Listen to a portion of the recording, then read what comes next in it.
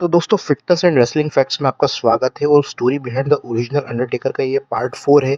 और अगर आप हमारे चैनल पर नए हैं तो आप हमारे पहले पार्ट्स 1, 2, 3 को चेक कर सकते हैं, जिसका लिंक मैं डिस्क्रिप्शन में डाल दूंगा।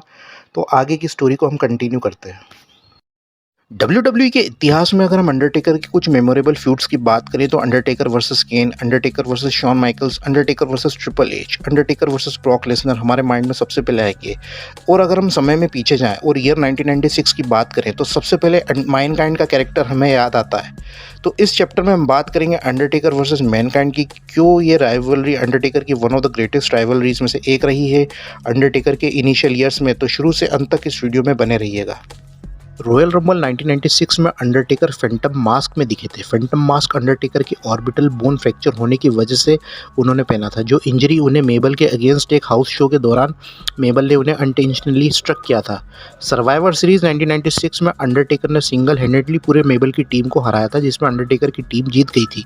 और दिसंबर में इन योर हाउस 5 में अंडरटेकर ने मेबल को डिफीट किया था कैस्केट मैच में। 1996 रॉयल रंबल मैच में उनका मुकाबला WWF चैंपियन ब्रेट हार्ट से था और मैच के दौरान अंडरटेकर अनमास्क्ड हो जाते हैं। इस मैच को वे जीतने वाले ही होते हैं कि डीजल मैच में इंटरफेयर कर देते हैं, जब अंडरटेकर ने अपना फिनिशर टूबस्टोन पाइल ड्राइवर हार्ट को दे दिया था। और जब अंडरटेकर हार्ट को पिन करने वाले ही होते हैं, डीजल रेफरी को पीछे से खींच लेते हैं और अंडरटेकर को मिडिल फिंगर दिखा देते हैं। इसको देखते साथ अंडरटेकर डीजल के पीछे लग जाते हैं। फरवरी 5 रॉ के एपिसोड में अंडरटेकर का रीमैच फिर से सेट होता है हार्ट के अगेंस्ट, जिसमें फिर से डीजल इंटरफेयर करते हैं और मैच के एंड सेगमेंट में अंडरटेकर को जैक नाइफ दे देते हैं। In your house rage in cage में हार्ट वर्सेस डीजल का world title steel cage match set होता है, जिसमें मैच के बीच में अंडरटेकर रिंग के कैनवास में से निकलकर डीजल को ले जाते हैं और मौके का फ़ायदा उठाकर ब्रेट हार्ट केज से निकल जाते हैं और अपने टाइटल को रिटेन कर लेते हैं। रेसलमेनिया 12 में डीजल वर्सेस अंडरटेकर का मैच सेट होता है।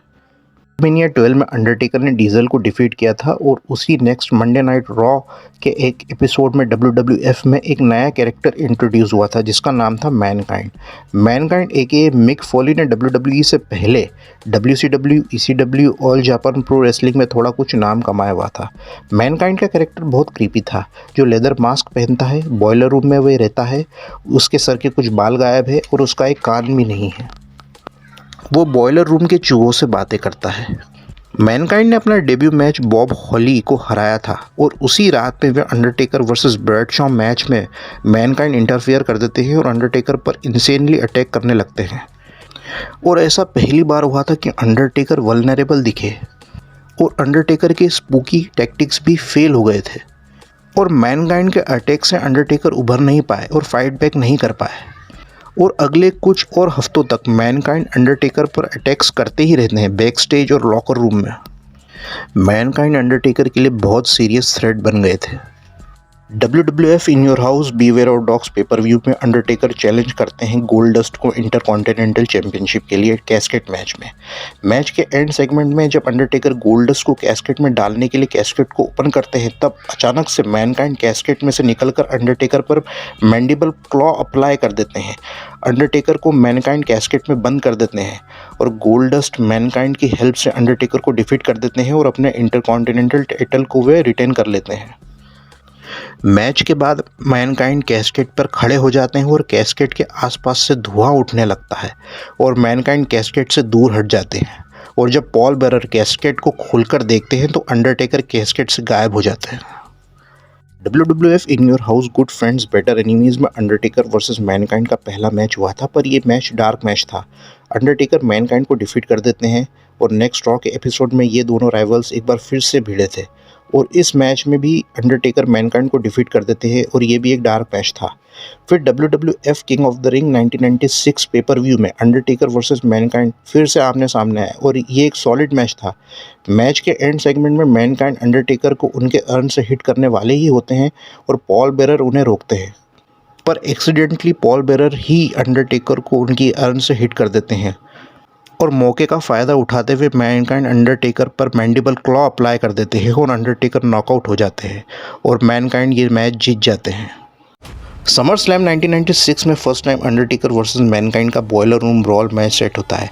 मैच के रूल्स ये होते हैं कि अपोनेंट्स को बॉयलर रूम को एस्केप करना है और रिंग में पहुंचकर पॉल बेरर से अर्न को ले लेना है। बॉयलर रूम ब्रॉल मैच में एक दूसरे को तहस नहस करने के बाद जब फाइनली अंडरटेकर जैसे तैसे रिंग में पहुंचकर पॉल बेरर तक पहुंचते हैं, तब सरप्राइजिंगली पॉल बेरर अंडरटेकर को अर्न देने से मना कर देते हैं और वे अर्न मैनकाइंड को दे देते हैं और पॉल बेरर अंडरटेकर को धोखा दे देते हैं। अब वे मैनकाइंड के मैनेजर बन जाते हैं और ये काफ़ी अनएक्सपेक्टेड था और क्राउड का रिएक्शन उस समय देखने लायक था। फिर कहानी शुरू होती है WWF in your house mind games में। मैनकाइंड को टाइटल शॉट मिलता है शॉन माइकल्स के अगेंस्ट, जो मैनकाइंड मिक फोली के WWE करियर के बेस्ट मैचेस में से एक है। शॉन माइकल्स डिस्क्वालिफिकेशन से ये मैच जीत जाते हैं। फिर अंडरटेकर कैस्केट में से आकर मैनकाइंड पर अटैक कर देते हैं जो रिंग के साइड में रखा था। अंडरटेकर अपनी तरफ से ये ऐलान करते हैं कि ये लड़ाई जारी रहेगी। इसके बाद अंडरटेकर वर्सेस मैनकाइंड का तीसरा पेपर व्यू मैच सेट होता है WWF in your house buried alive में। और WWF में एक ये नया कंसेप्ट इंट्रोड्यूस हुआ था, बरीड अलाइव, जो क्रेजी कंसेप्ट था जिसमें आपके अपोनेंट को आपको जिंदा दफनाना है और फैंस क्यूरियस थे इस मैच के लिए। अंडरटेकर इस मैच को टेक्निकली जीत जाते हैं जब वो मैनकाइंड को ज़मीन के अंदर दफना देते हैं, पर तभी एक्सक्यूशनर इंटरप्ट करते हैं और उसके बाद बहुत सारे हील रेसलर्स अंडरटेकर पर अटैक कर देते हैं और उन्हें दफना देते हैं जिंदा। फिर अचानक से आंधी चलने लगती है और अंडरटेकर की ग्रेव पर बिजली गिरती है और एकदम से अंडरटेकर का हाथ बाहर आता है और बहुत शॉकिंग था ऑडियंस के लिए। ये मोमेंट काफ़ी सुपरनैचुरल और थ्रिलिंग था। सर्वाइवर सीरीज 1996 में अंडरटेकर फिर से रिटर्न करते हैं और अंडरटेकर वर्सेस मैनकाइंड का मैच सेट होता है जिसमें फर्स्ट टाइम अंडरटेकर का गियर डिफरेंट होता है और उनकी एंट्री भी डिफरेंट होती है और पॉल बेरर को केज में लॉक कर दिया जाता है ताकि वे मैच में इंटरफेयर ना कर सके और उन्हें रिंग के काफ़ी ऊपर तक हैंग कर दिया जाता है। अंडरटेकर इस मैच को जीत जाते हैं और एंड सेगमेंट में एक्सक्यूशनर फिर से इंटरप्ट करते हैं। मौके का फ़ायदा उठाकर पॉल बेरर वहां से भाग जाते हैं और अंडरटेकर का फ्यूड कुछ समय तक एक्सक्यूशनर के साथ थोड़े समय तक चलता रहता है। इसके बाद अंडरटेकर अपनी नज़र वर्ल्ड टाइटल पर गड़ाते हैं। रॉयल रंबल 1997 में अंडरटेकर वर्सेस वेडर का मैच सेट होता है और पॉल बेरर उसमें भी इंटरप्ट करके अंडरटेकर को हरवा देते हैं। रॉयल रंबल फाइनल्स में अंडरटेकर फाइनल 4 में रहते हैं और स्टीव ऑस्टिन रंबल जीत जाते हैं जब वे बोथ अंडरटेकर और वेडर को रिंग से एलिमिनेट कर देते हैं।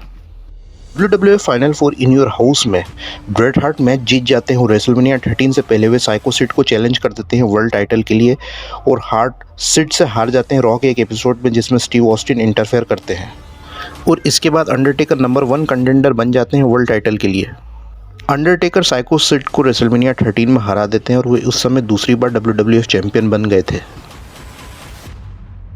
फिर कहानी आगे कंटिन्यू होती है WWF revenge of the taker में, जिसमें मैनकाइंड अंडरटेकर को फिजिकली डिस्ट्रॉय करना चाहते थे और वो वर्ल्ड टाइटल को अपने नाम करना चाहते थे। अंडरटेकर वर्सेस मैनकाइंड का ये 5वां मैच था।